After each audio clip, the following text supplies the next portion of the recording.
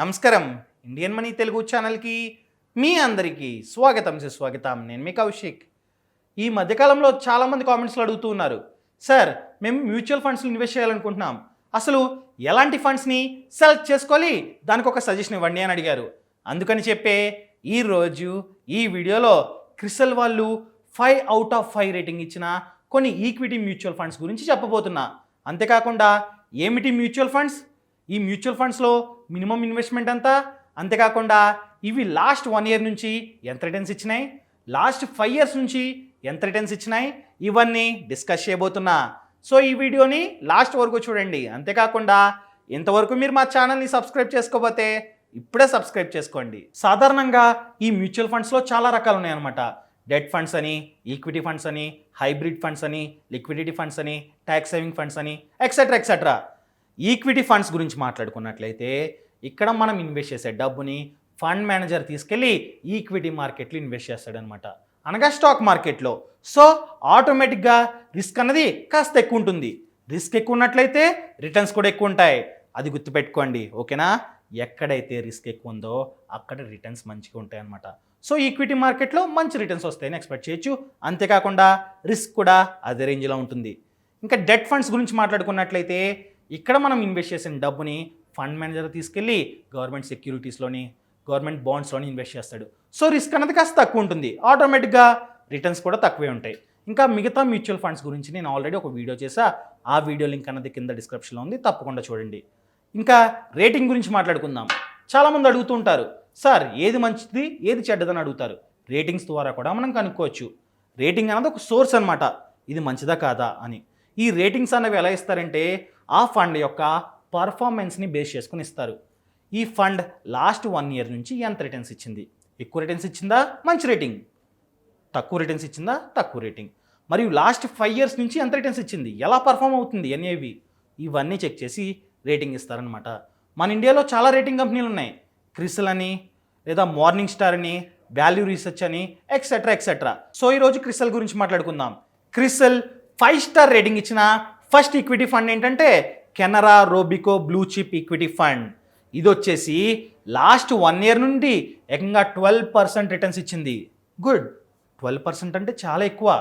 కొన్ని ఫండ్స్ అసలు లాసెస్లో ఉన్నాయి, కానీ ఇది 12% రిటర్న్స్ ఇచ్చిందనమాట.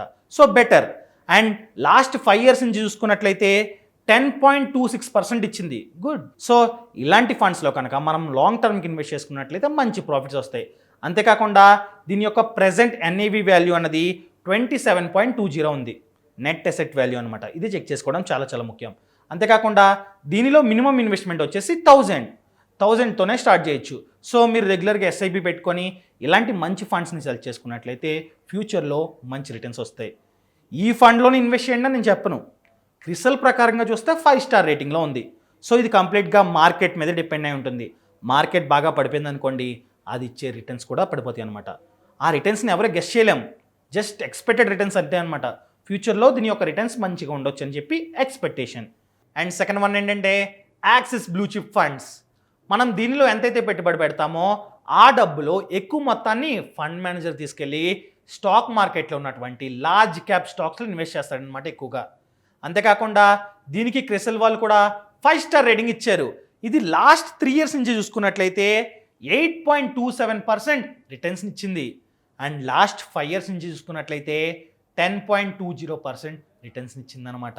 సో ఇది కూడా మంచి ఫండ్ అని చెప్పుకోవచ్చు. అంతేకాకుండా దీని యొక్క నెట్ అసెట్ వాల్యూ అనగా ఎన్ఏవి అన్నది 30.70 ఆ రేంజ్లో ఉంది. ఇది తగ్గుతూ పెరుగుతూ ఉంటుందన్నమాట. సో ఇప్పుడు నేను 30 అన్నాను కదా అని చెప్పి అది 30 ఉండాలని రూల్ ఏం లేదు. ఫ్యూచర్లో మారచ్చు, పెరగొచ్చు లేదా తగ్గొచ్చు, అది గమనించుకోవడం చాలా ముఖ్యం. దీని యొక్క మినిమం ఇన్వెస్ట్మెంట్ వచ్చేసి 500 ఉంది, 1000 ఉంది, మీ ఇష్టం అండి. 500 నుంచే స్టార్ట్ అవుతుంది, మీకు ఎంత కావాలంటే అని పెట్టుకోండి. మరియు ఎస్ఐపి పెట్టుకున్నట్లయితే మీకు తెలియకుండానే ఈ డబ్బు కట్ అయ్యి డైరెక్ట్గా మ్యూచువల్ ఫండ్స్లో ఇన్వెస్ట్ అయిపోద్ది. సో ఎస్ఐపి పెట్టుకోవడమే చాలా ఉత్తమమైన పని. అండ్ థర్డ్ వన్ ఏంటంటే యూటీఐ ఈక్విటీ ఫండ్స్. ఇది మల్టీ క్యాప్ ఫండ్ అనమాట. సో దీనిలో ఎంతైతే మనం పెట్టుబడి పెడుతున్నామో దాన్ని స్ప్లిట్ చేస్తారు. కాస్త అమౌంట్నేమో లార్జ్ క్యాప్ స్టాక్స్లో, కాస్త అమౌంట్నేమో మిడ్ క్యాప్ స్టాక్స్లో, మరి కాస్త అమౌంట్నేమో స్మాల్ క్యాప్ స్టాక్స్లో, ఈ రకంగా స్ప్లిట్ చేస్తారనమాట. ఇది లాస్ట్ 5 years నుంచి ఎంత రిటర్న్స్ ఇచ్చిందంటే 9.24% రిటర్న్స్ ఇచ్చింది. 9.24 అంటే బెటరే.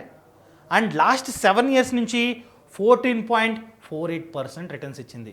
సో అందుకనే అంటారు స్టాక్ మార్కెట్లో కానీ లేదా మ్యూచువల్ ఫండ్స్లో కానీ లాంగ్ టర్మ్కి ఇన్వెస్ట్ చేయాలని. ఇదే ఎగ్జాంపుల్. ఇది చూడండి, 5 yearsకి కేవలం 9.24% ఇచ్చింది. అదే 9 yearsకి 14.48% ఇచ్చింది. డిఫరెన్స్ చూడండి ఎంత ఉందో. సో అందుకని చెప్పే లాంగ్ టర్మ్కి ఇన్వెస్ట్ చేసుకోవడం చాలా చాలా ముఖ్యం.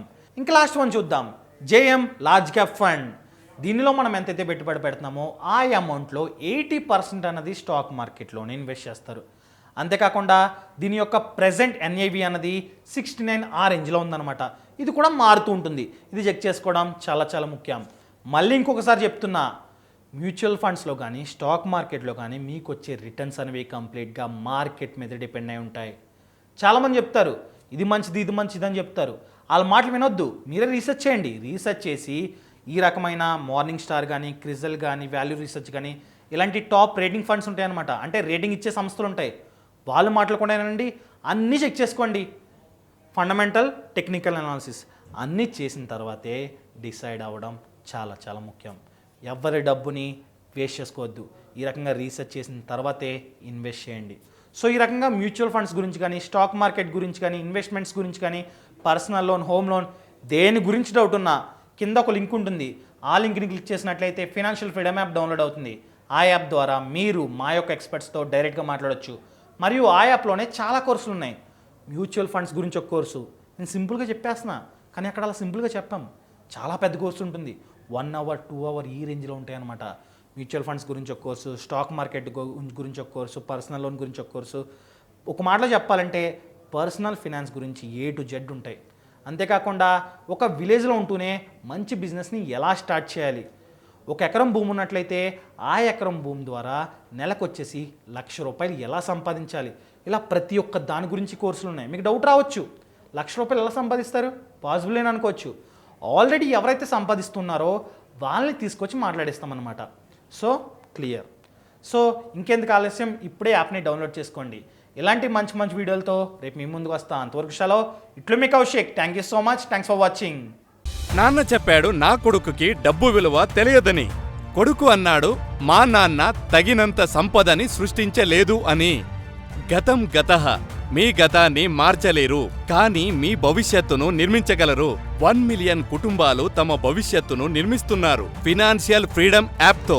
మీరు నిర్మించాలని అనుకుంటున్నారా? ధనవంతులు కావడానికి ప్రయాణాన్ని ప్రారంభించండి ఫినాన్షియల్ ఫ్రీడమ్ యాప్తో. తెలివిగా ధనవంతులు అవ్వండి.